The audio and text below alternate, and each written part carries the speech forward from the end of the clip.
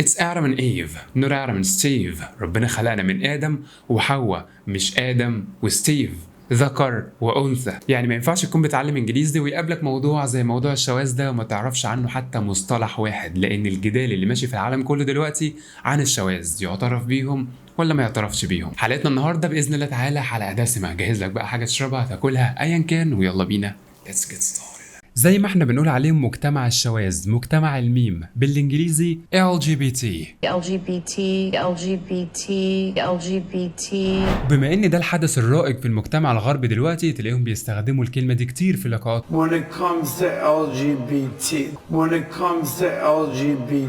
هو حقيقي الشعار بتاعهم ملخص كل حاجة، حرف ال L بيشير لي lesbian، يعني فتاة بتحب فتاة. Wow, what would it be called if a girl married another girl?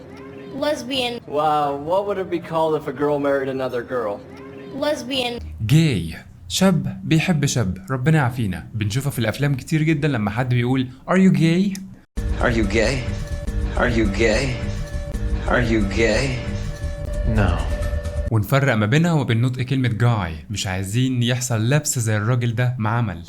Hey gay, hi guy, gay. guy يعني شاب، gay شاذ. الفرق قليل جدا والمعنى كبير. لو عندك مشكلة فيهم يبقى احفظ لك واحدة بس والتانية هتيجي لوحدها. ولو بتكلم أجانب طول اليوم فاحتمالية إنك تسمع كلمة guy يعني شاب 9 أضعاف الاحتمالية اللي ممكن تسمع فيها كلمة شاذ يعني gay. Hi guys. Hi guys. Hi guys. Hi guys. بس احنا دايما ما تعودناش نحفظ الكلمة لوحدها، تعالوا نحطها في السياق ونشوف نقدر نحفظ منها كام جملة.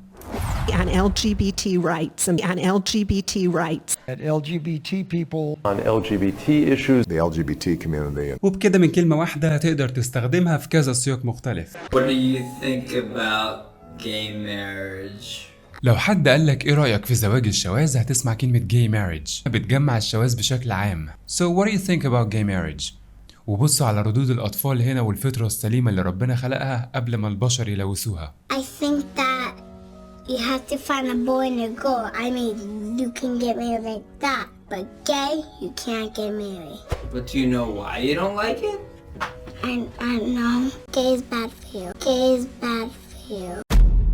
الطبيعي ان الاطفال يقولوا انا عندي بابا وماما. I have one mom and one dad. بس دلوقتي هتسمعوا كتير في الافلام الاجنبيه المصطلح الجديد ده. I have 2 moms. I have 2 moms. I've got 2 mothers. 2 moms. I have 2 moms. عايزين هنا نتدرب على لما نشوف حاجه غريبه زي كده ازاي نقول ده جنون، ده غباء، زي ما كان في اطفال هنا كان رد فعلها That is just insane. That is just insane. ممكن تقول that's insane، ده جنون، او زي ما الولد هنا قالها that's dumb. That's dumb. That's dumb. اقف عند حرف الام ما تكملش. that's dumb، ده غباء، دي سخافة. That's dumb. That's dumb. كل اللي مرينا بيه ده كوم، والجزء الجاي ده يحزن لوحده، لان هتستعجب من ازاي غسلوا دماغ الاطفال وخلوهم يوصلوا للمرحلة دي من التفكير. What are your thoughts about people who are against it for religious beliefs? Get a hobby. Get a hobby. Get a hobby. Get a hobby. ايه ده؟ هي مش الكلمة دي معناها هواية؟ ايوه بالظبط، معناها شوف لك هواية تعملها، زي ما بنقول بالعربي خليك في حالك، شوف لك حاجة تعملها. بالانجليزي get a hobby، والكلمة الأساسية اللي هتسمعها أكتر ايه هي؟ Knock it off. Mind your own business. Mind your own business. Mind your own business. Mind your own business. دير أمورك أنت الشخصية بس وخليك في حالك. If they said that, like, God told me blah blah blah, God told me blah blah blah. بلا بلا بلا. الكلمة دي رغم هنا ان البنت الله يسامحها استخدمتها في موضع سيء جدا، معناها بين قوسين كلام انا مش مهتم بيه، بس زي ما بنقول بالعربي عمال يكلمني عن مشاكله ومواضيعه ومش عارف ايه وايه وايه. كنت غلطان، كنت فاهم يا امي وبلا بلا بلا بلا. نفس الشيء بالانجليزي بلا بلا بلا، كلام انا مش مهتم بيه.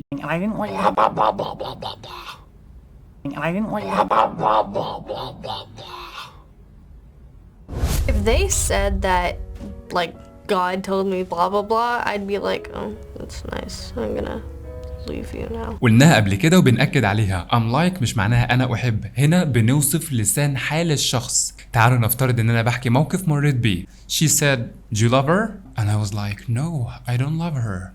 كان لسان حالي أو قلت في قرارة نفسي كده، حب إيه؟ لأ أنا مش بحبها. So I was like, all right. So I was like, all right. So I was like, all right.